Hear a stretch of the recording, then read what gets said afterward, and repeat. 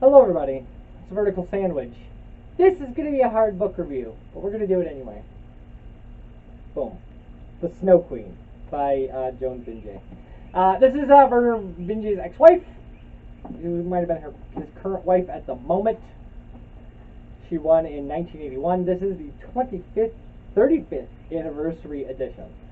So, 81, 86, 2016. Huh. It's huge. This book is huge. And it's an epic adventure. I mean, like, this is an epic story. And so I'll give you some, like, alright, here's the way this works. The imperious winter colonists have ruled the planet Tiamat for 150 years, deriving wealth from the slaughter of the sea mers. But soon the galactic stargate will close, isolating Tiamat, and the 150-year reign of the summer primitives will begin. Winter's only chance of surviving the change is if Erenhad, the ageless, corrupt Snow Queen, can destroy destiny with an act of genocide. Erenhad is not without competition, as Moon, a young summer tribe sibyl, and the nemesis of the Snow Queen, battles to break a conspiracy that spans space. Interstellar politics, a millennia-long secret conspiracy, and a civilization whose hidden machineries might still control the fate of worlds combine to form the background to this spectacular hard sci-fi novel. This edition includes a new introduction by the author, giving her perspective on how the sci-fi landscape has changed in the 35 years since the book was first published. Okay, first off, female main characters. Well done. I like female main characters. I like them written well. They're written well. Now, general premise of this novel. I mean, this is the impossible part of this book, right? Is me telling you, like, oh, so here's what goes on. Like, everything goes on. But here's what you need to know. So, there are these two kids, and they grow up on an island. They love each other. One's name is Moon, and the other's name is Sparks, I believe. No, is it Sparks? Yes, Sparks. Wait. And they love each other, and they both decide to go become sibyls. And a sibyl is somebody who can tap into some galactic source of knowledge to answer any question. Except for one. There's one question they can't answer. Interesting. Now, this is a thing that it's like a tribal kind of choosing thing. And they go, and one of them Moon cannot resist doing it. And Sparks can't follow her. So it drives a wedge between them, because to love a sibyl is death, and so he can no longer be with the woman he loves, and he runs off. He ends up in this big city, where he's kind of taken advantage of, and then is found by the Snow Queen. It just so happens that the woman that he loves, Moon, happens to be a clone of the Snow Queen. Her reign is coming to an end, because the galactic gate is closing at the end of 150 years. All the off-worlders will take all their off-worlder technology with them, and this technologically advanced rule of the Snow Queen will end because the whole planet falls into barbarism, and that's like the rule of summer, right?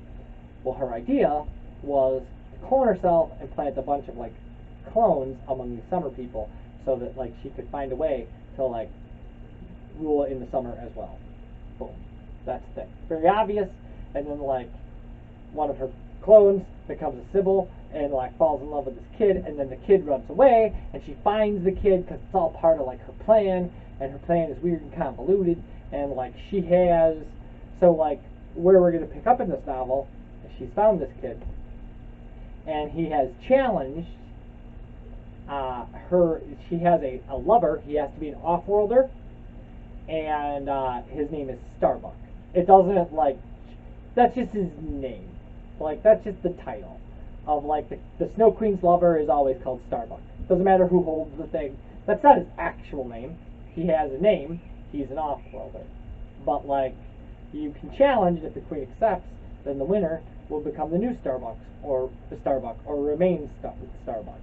Like, and it's hard to not say Starbucks because that's become a thing since this novel was written, right? So that's what's happening, is that Sparks has ended up here, and he's challenged he's challenged the existing Starbuck because he claims that he's an off-worlder because he was born with this metal, or his mother gave him this metal from his father, and it identifies him as an off-worlder. So yeah. This was the morning of the day. Starbuck prepared himself slowly, deliberately, in the innermost room of his private suite, reassuring himself with each precise movement and small decision that his control was absolute. He wore the utilitarian coveralls of his hunting clothes instead of the funeral foppery of his court clothing, for comfort and ease of movement. He pushed the black leather gloves down over each finger, settled the hooded helmet onto his head. It entered his mind that this might be the last time he would wear the mask, or perform this ritual, and his muscles tightened. He brushed the thought aside disdainfully, the way he would brush aside Sparks' Dawn Treader. So that wet-eared mother lover thought he could be Starbuck, had even gotten up the nerve to issue a challenge, and Erenhad had accepted it. It would have smarted that she had done this to him, except the contest was such an absurd mismatch. He couldn't believe she took it seriously. She wouldn't let an ignorant punk from the outback with a pawn shop medal claim to be an off-worlder, unless she knew there was no chance in hell of his winning the contest. No, she just wanted amusement. It was like her to come up with this. She hadn't been the same since she'd gotten news about Dawn Treader's cousin, moody and spiteful, even harder to live with than usual. He wouldn't have believed there was anything on this world that could pierce the armor of her supreme egotism or shake her unshakable arrogance. What had the girl been to her that Erenhad had her watched all those years? He'd give a lot to know what made Erenhad vulnerable. He knew already what the boy had been to her, that she'd finally gotten the elusive quarry bedded after the longest pursuit he'd ever known her to need. Either the kid was crazy, or he played the reluctant innocent on purpose. It could have been either one, and either way it had worked too well. Erenhad's face when she watched the boy had driven him to private fury, with a jealousy he'd never known towards any of her lovers in the past. But none of that mattered now. It had been a waste of time to sweat over it. She was already bored with him. Once the excitement of the chase was gone and the unobtainable object was just another lousy lay, it figured that she'd decide to get rid of this one like all the rest. That made sense. That fitted the Erenhad he had always known. She would be his again. She would come back to him as she'd always done, because he knew what she wanted in everything, and he could give it to her. And it was going to be a pleasure to take care of this next piece of business for her, by killing that troublesome little son of a bitch. Erenhad had granted the boy choice of weapons. That didn't bother him either, because he was good with any weapon, and the kid was a flute-playing sissy. It was almost beneath his dignity, but he planned to enjoy it anyway. Like, okay, so, yeah, and then what you get is you get this interesting kind of parallel between Moon and the Snow Queen, Erenhad. And then her boyhood lover, Sparks, and the Snow Queen's adult lover, Starbuck. His name is like Hen. I could find it pretty easily here, I think.